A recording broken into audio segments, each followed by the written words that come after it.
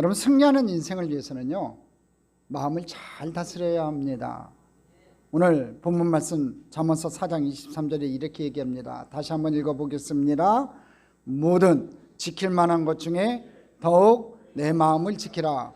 생명이 근원이 이에서 남이니라.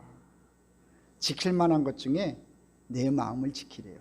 우리 마음을 지켜야지 우리 생명이 근원이 여기서 있기 때문에 장수할 수 있고 잘 될 수 있다는 겁니다.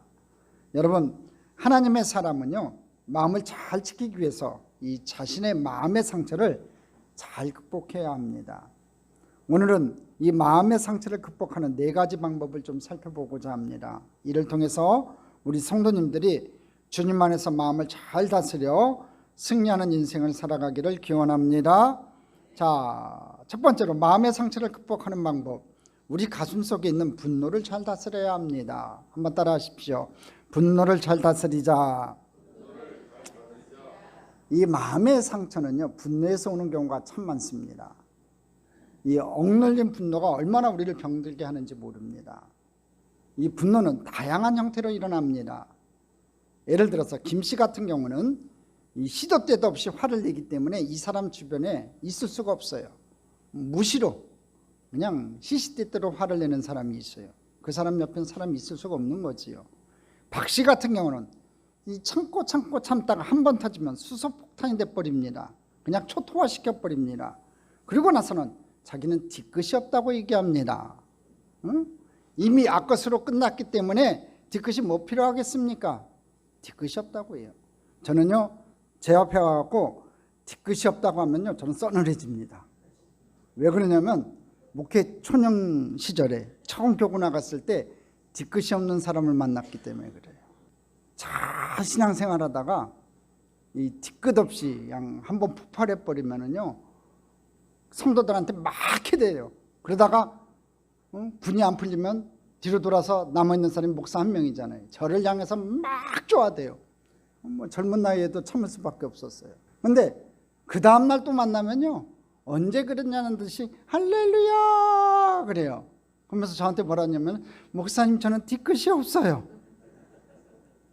그래서 저한테 와서요, 제발 좀요, 뒤끝 없다고 하지 마세요.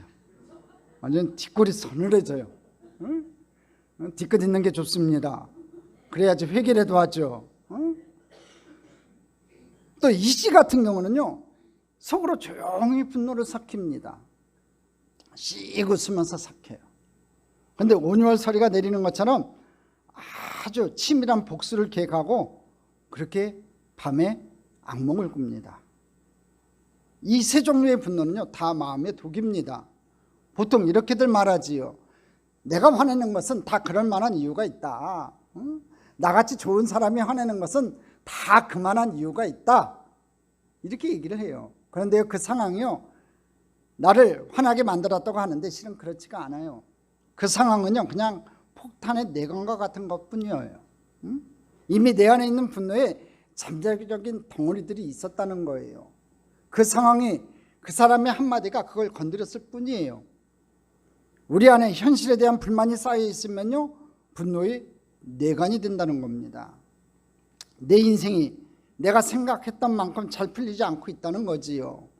왜 내가 이렇게 열심히 사는데 내 꿈은 이렇게 안 이루어지는가? 왜 내 친구들에 비해서 나는 승진이 느린가? 남들은 다 잘 되는데, 남들의 자녀들은 다 잘 되는데 왜 내 자녀들은 안 될까? 이런 것들이, 이런 쓴뿌리들이 속에 조금씩 쌓이면요, 작은 일에도 막 화가 나는 거예요.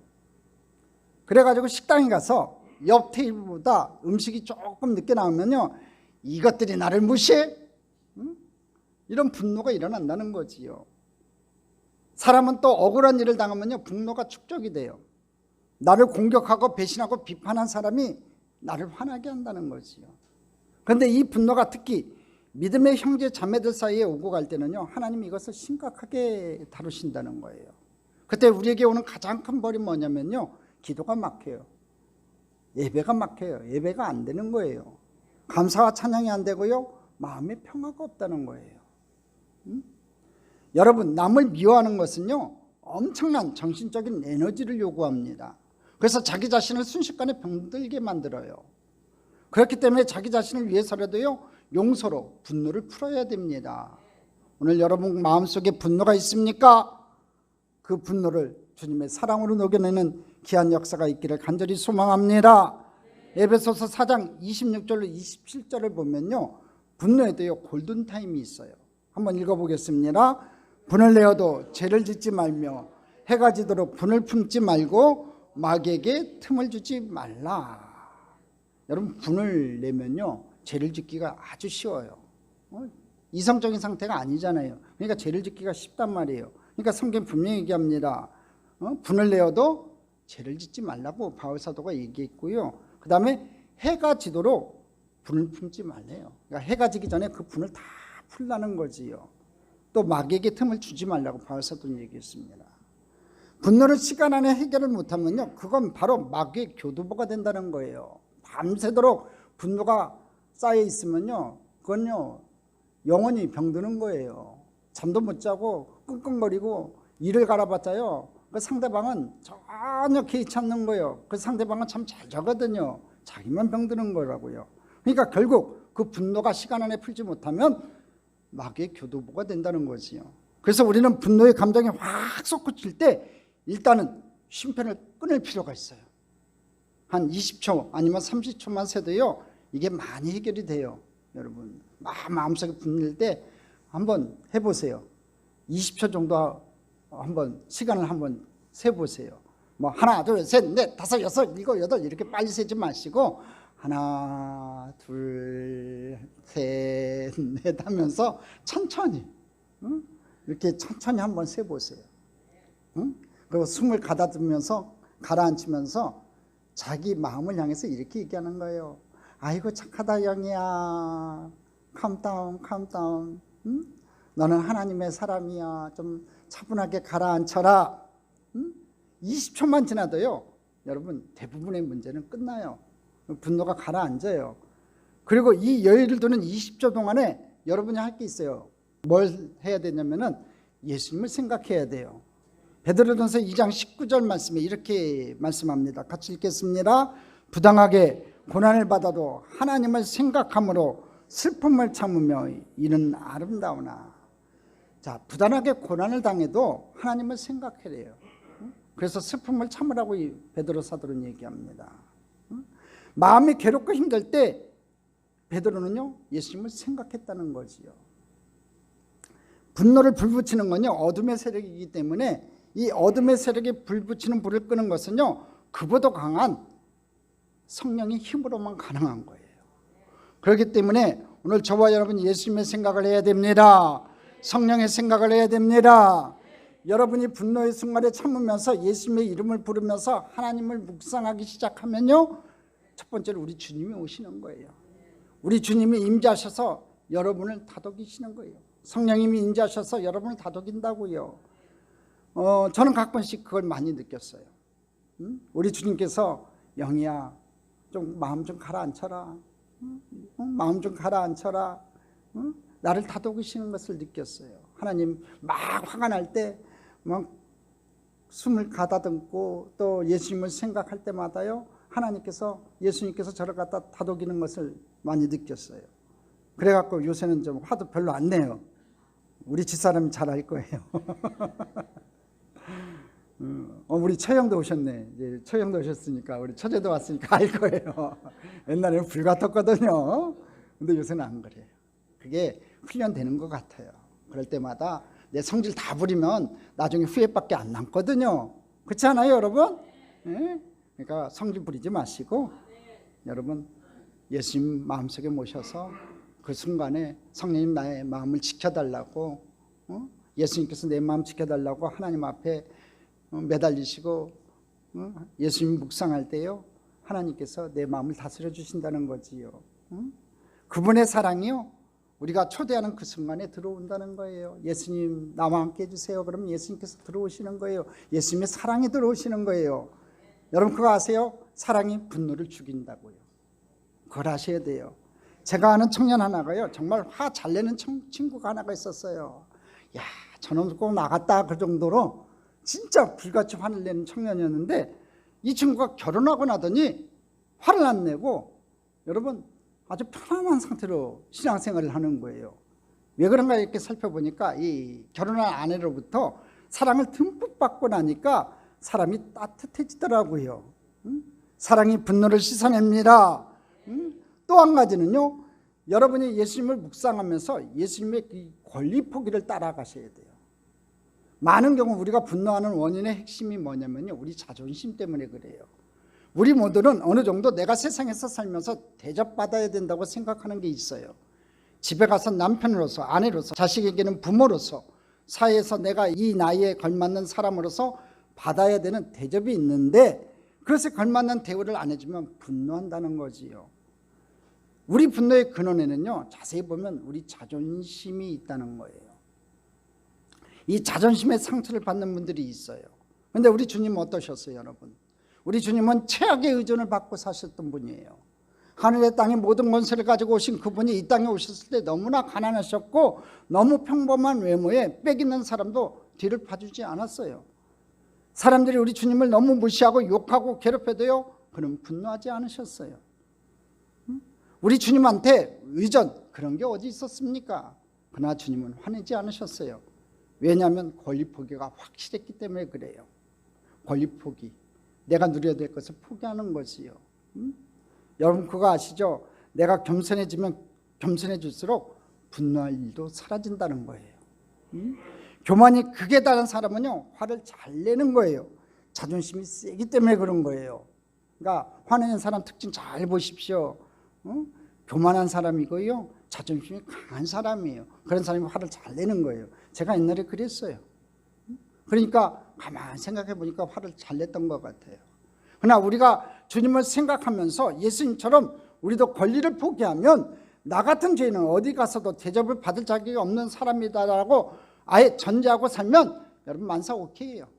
누가 와서 뭐라고 해도요, 개 짖는 소리 듣는 거예요. 넌 떠들어라. 나는 예수님만 믿고 살아가겠다 하고서 담대하게 살아갈 수 있어요. 우리 모두 다 우리 주님의 권리 포기를 따라하는 귀한 백성들 됐으면 좋겠습니다. 그럼 분노가 사라질 거예요. 그럼 권리 포기하는 방법이 뭔가를 가르쳐 드릴게요. 첫째는 기도고요, 두 번째는 말씀이에요. 우리 참종교회는 기도 생활은 잘하니까 제가 말씀에 대한 강조 다시 한번 할게요.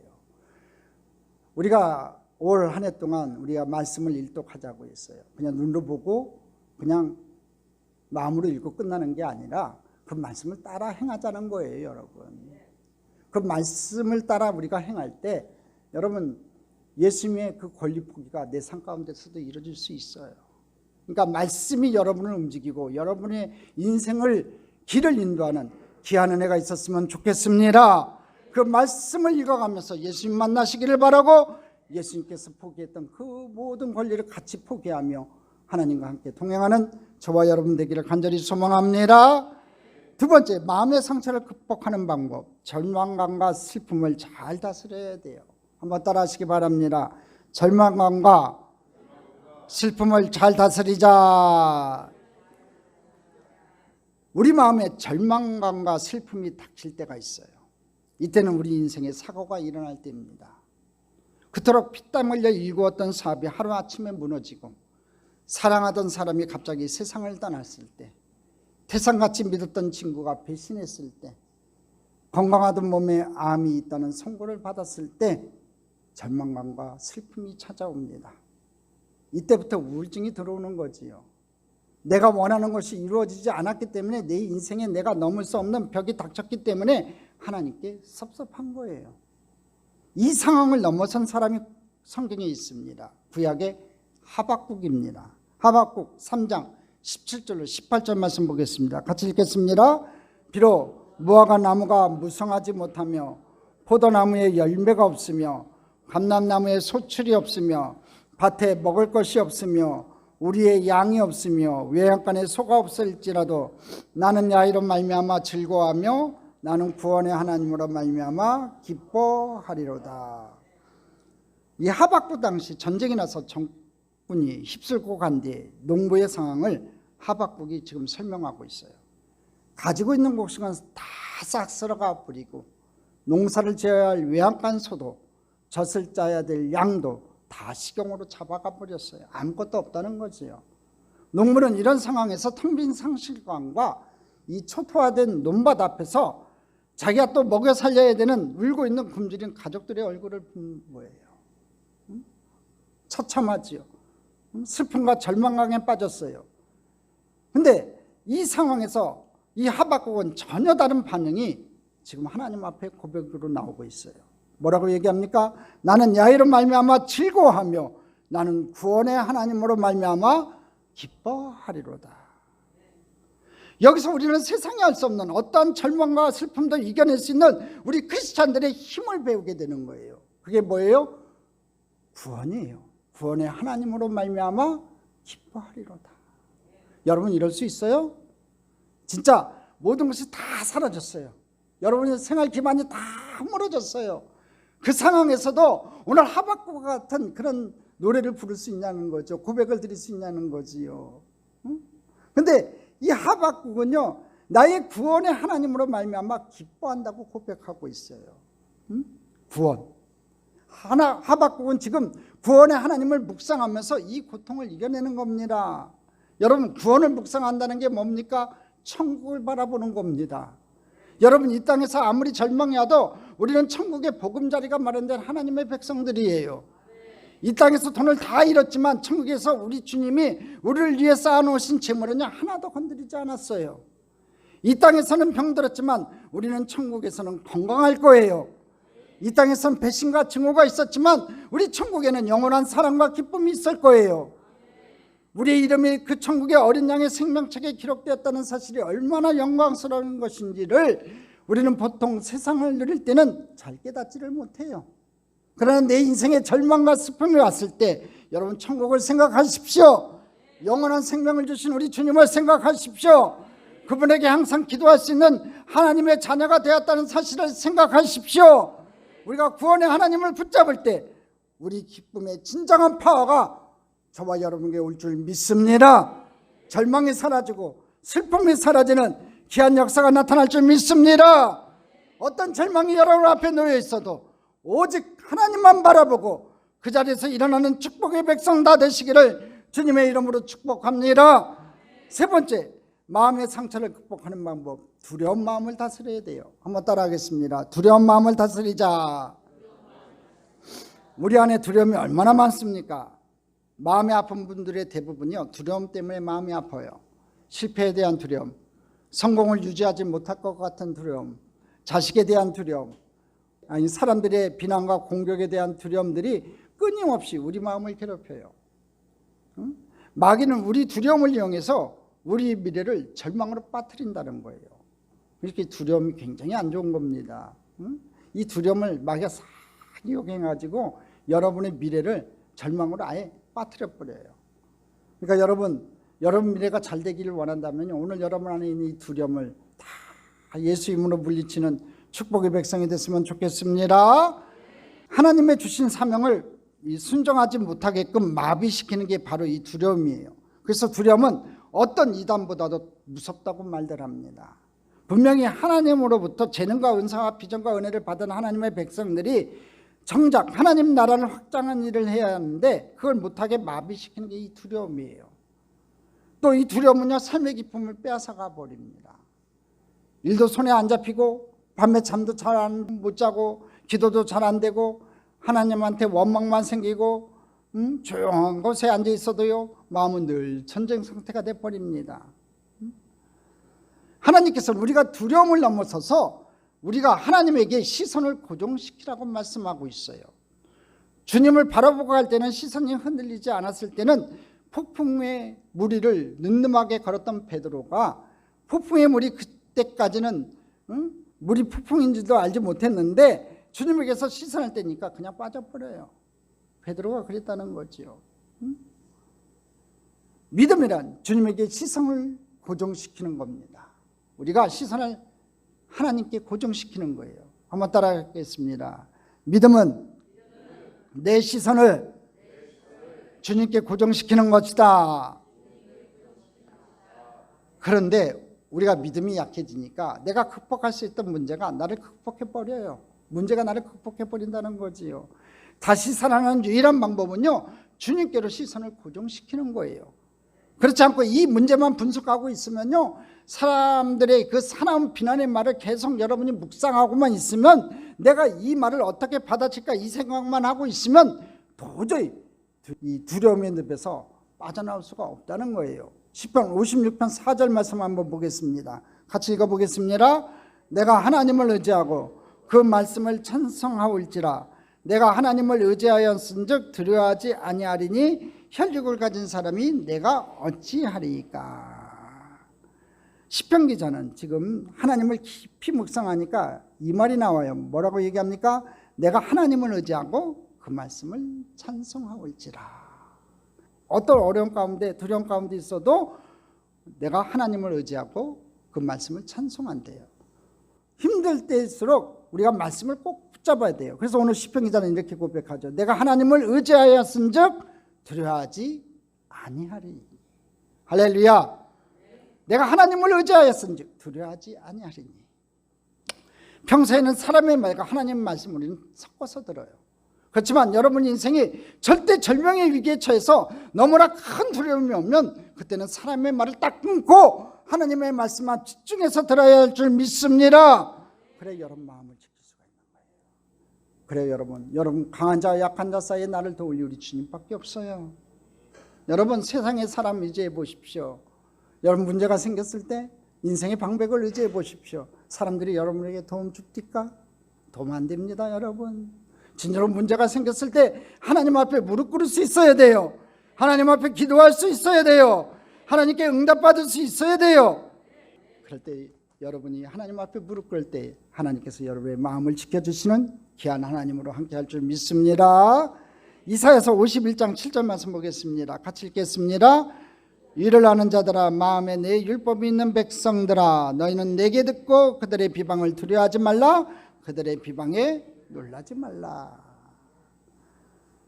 의를 아는 자들아, 마음에 내 율법이 있는 백성들아, 하나님 백성들아, 너희는 내게 듣고, 누구한테 들으라고요? 하나님께 듣고 그들의 비방을 두려워하지 말고 그들의 비방에 놀라지 말라고 말씀합니다. 근데 사람들이 이걸 거꾸로 한다는 데 문제가 있다는 거예요. 사람들에게 듣고 하나님을 두려워하고 하나님으로부터 떨어져 나간다는 거지요. 오늘 이 말씀 기억하십시오. 내게 듣고 사람을 두려워하지 말라, 사람의 비방에 놀라지 말라는 이 말씀 여러분 기억하시기를 바랍니다. 여러분의 마음이 너무 두려울 때는 여러분과 친한 사람들, 똑똑한 사람들, 주변에 많은 사람들의 소리를 끊어버려야 돼요. 그리고 주님의 말씀 앞으로 여러분이 깊이 들어와야 되는 거예요. 간절히 말씀을 붙잡고 기도해야 합니다. 두려움에 사로잡혀서 최악의 상황 미리 상상하시면 안 되는 겁니다. 여러분 기도가 쌓일수록 두려움이 줄어들어요. 한번 그 체험들 한번 해보시라는 거지요. 이 말씀들을 여러분 실전적으로 한번 해보세요. 기도가 많아지면요 여러분 마음속에 생기는 이 두려움이 줄어들어요. 그리고 여러분이 기도의 자리에 가서, 예배의 자리에 가서 말씀을 꽉 붙잡아야 되는 거예요. 두려움을 옆에서 조장하는 존재가 마귀라고 했습니다. 그 마귀는요 여러분이 기도의 자리, 예배의 자리에 있으면요 떠나가게 되어 있어요. 왜냐하면 그 시간은 하나님의 임재가 임하는 시간이기 때문에 그래요. 하나님의 임재가 임하는 시간이기 때문에 하나님의 임재가 충만할 때는요 마귀가 가까이 올 수 없다는 거지요. 그래서 저는 두려운 일이 생길 때에는요 기도의 자리로 많이 나갑니다. 걱정할 시간에 가서 더 많이 기도하는 겁니다. 더 많이 말씀을 읽는 겁니다. 그러면 어느 순간에 하나님의 평강이 내 마음을 딱 장악하고 있는 것을 제가 느껴요. 저도 사람이기 때문에 두려운 일이 왜 없겠습니까? 여러 가지 생길 때가 있었지요.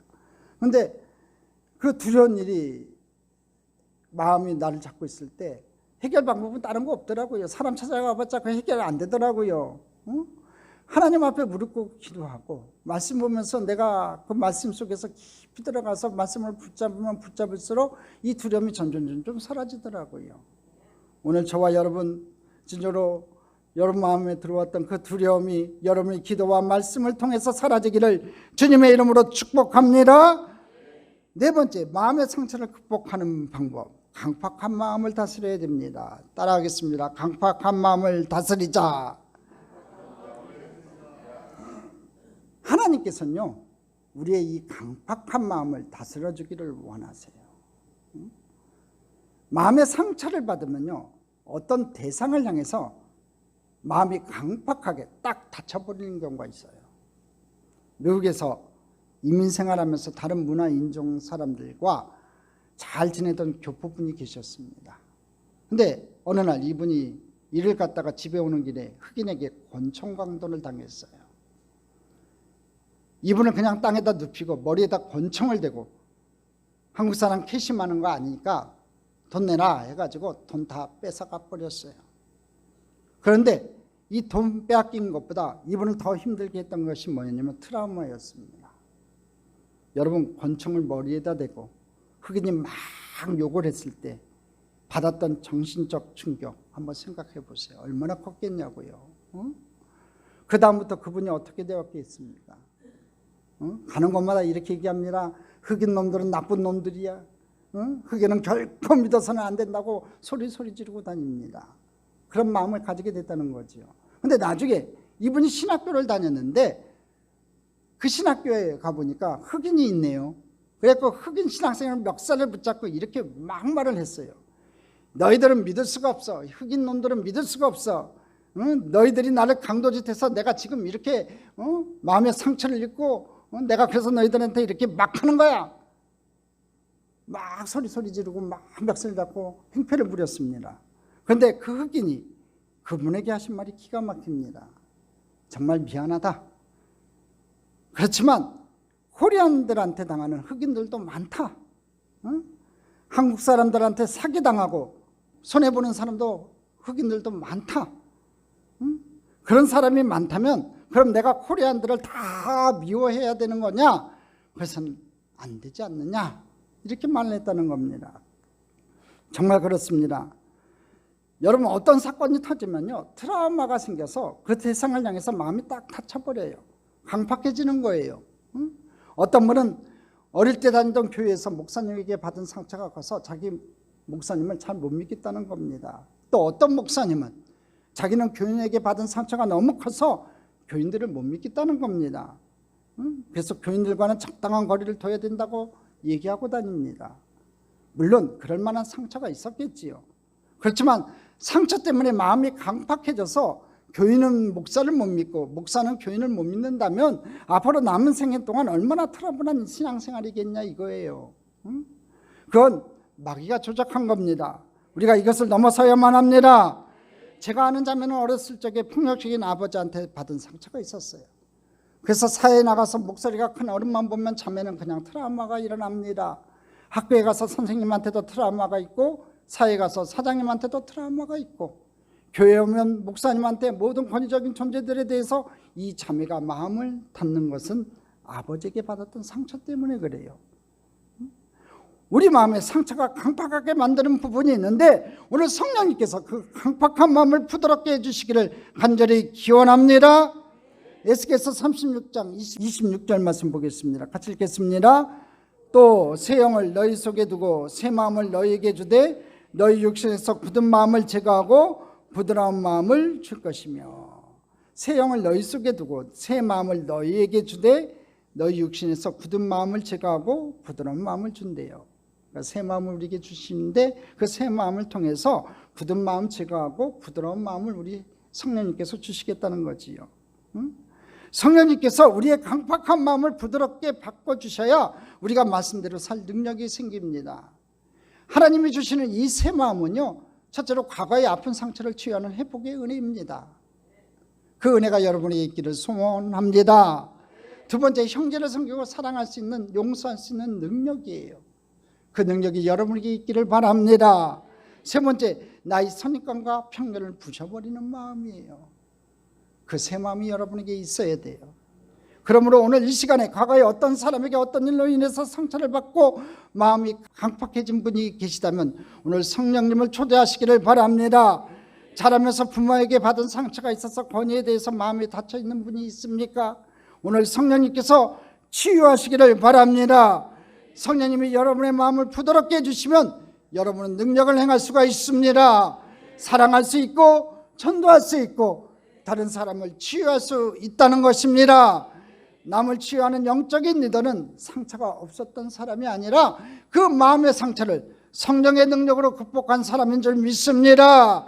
여러분이 성령의 능력으로 마음의 상처를 극복하는 축복의 사람들 다 되시기를 주님의 이름으로 축복합니다. 축복합니다. 축복합니다.